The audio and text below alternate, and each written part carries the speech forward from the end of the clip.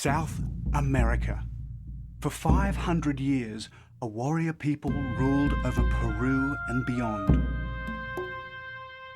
They were called the Inca, the people of the sun.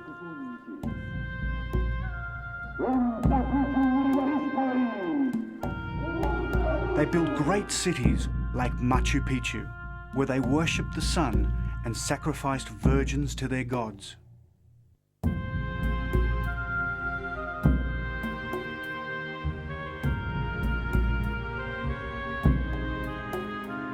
Eventually, they would be destroyed by Spanish invaders searching for gold and glory.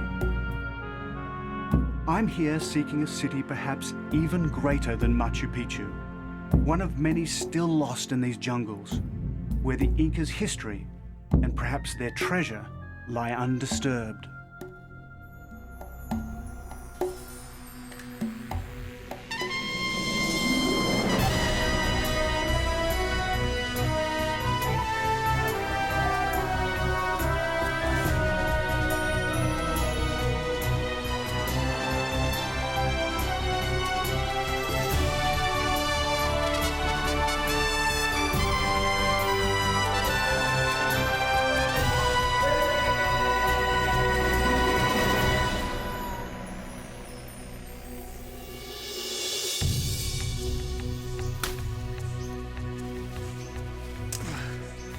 Hi, I'm David Adams, and this is the remote cloud forest of the Peruvian ranges. And this is where the last of the Incas found their refuge, and it's where they built their golden cities, and that's why I'm here. Because hidden somewhere in this jungle vastness, legend says there are cities still waiting to be found.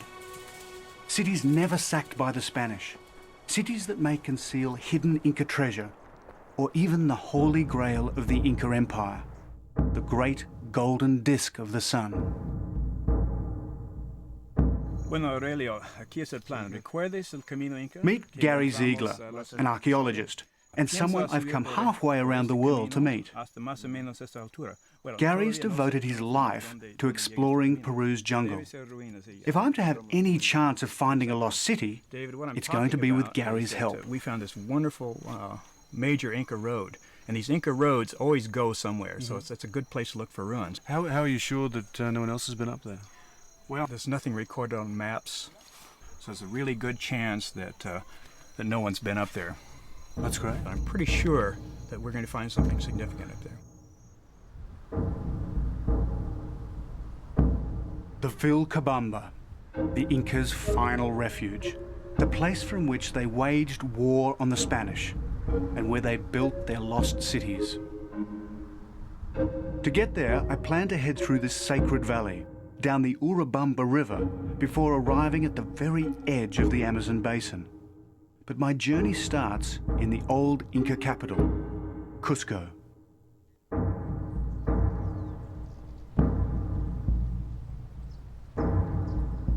In the late afternoon light, it's easy to imagine Cusco in its heyday, as the city of gold, so intoxicating to the first Europeans to see it.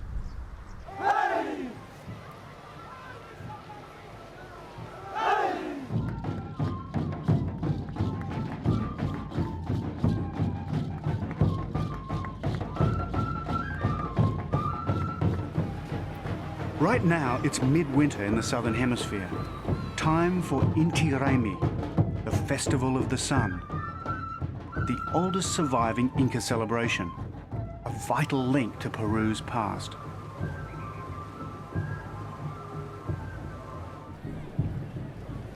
Gary Ziegler's seen it all before, though.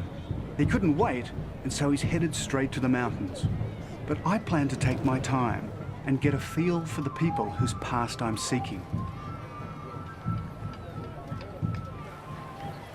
The sun set many years ago on the Inca Empire.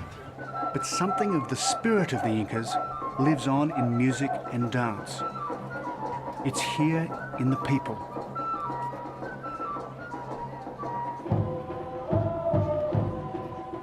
And it's here in the stones of the buildings, so perfectly constructed 500 years ago.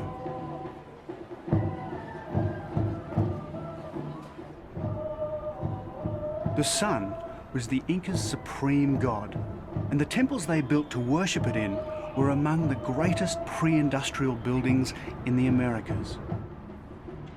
The most celebrated of all was the Korikancha, the fabled Temple of Gold. Well, these walls look pretty bare now, but once they were totally covered in gold right throughout the whole temple. And there were golden llamas and golden idols in these recesses, the like of which the world had never seen.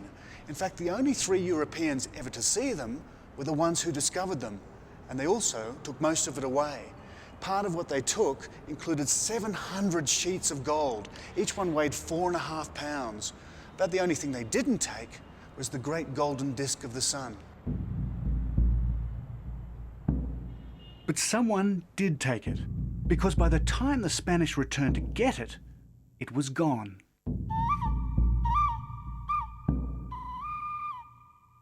To this day, it's never been found.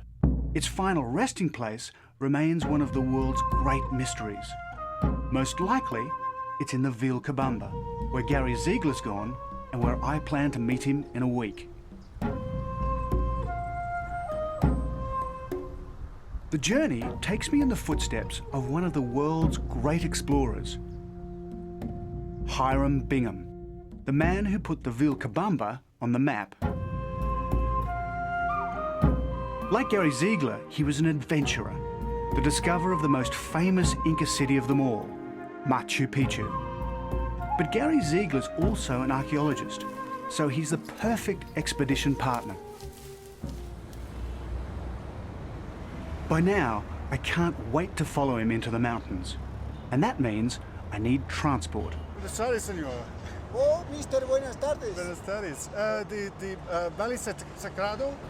¿A dónde quiere usted viajar? A typical way of getting from place to place in Peru is by buying a seat on a truck.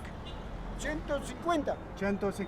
Okay, fantastic. Correcto. Very good. Muy bien. So for 150 soles, about $40, I have the doubtful honor of squeezing in for a long, slow ride. Vamos a prender el carro. It's a wind-up. Sí. The driver is Don Tieflo. His offsider, Ephraim. I think this is it's all about technique, this sort of thing. Ya, Yeah? ahícito.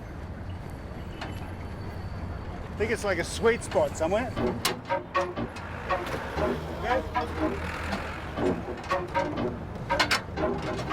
Amigo Efraín, Efraín, por favor, can you give us a hand, mate? manito.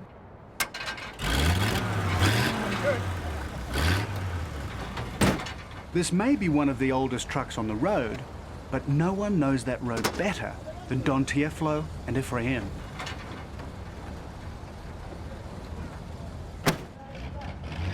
With their help, I will follow a trail over 500 years old, a trail that leads deep into the Peruvian rainforest, to a place of ritual sacrifice, sun worship, and golden cities, the lost realm of the Incas.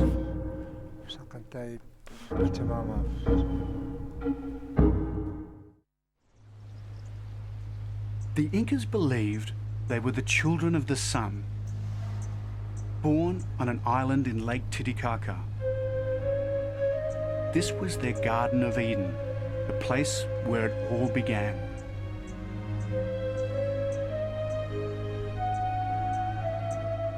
Where I'm going, though, is the place where it all ended. The place where the Incas made their last stand against the Spanish, and where they're supposed to have built their lost cities.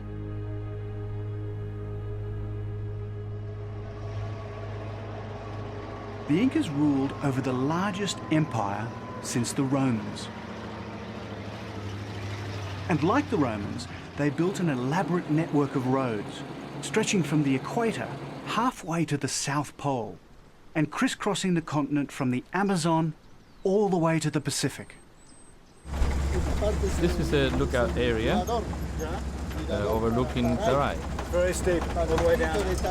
Don Tieflo might be right about keeping your eyes on the road, but sometimes it's easier said than done, because there isn't much of a road to keep your eye on.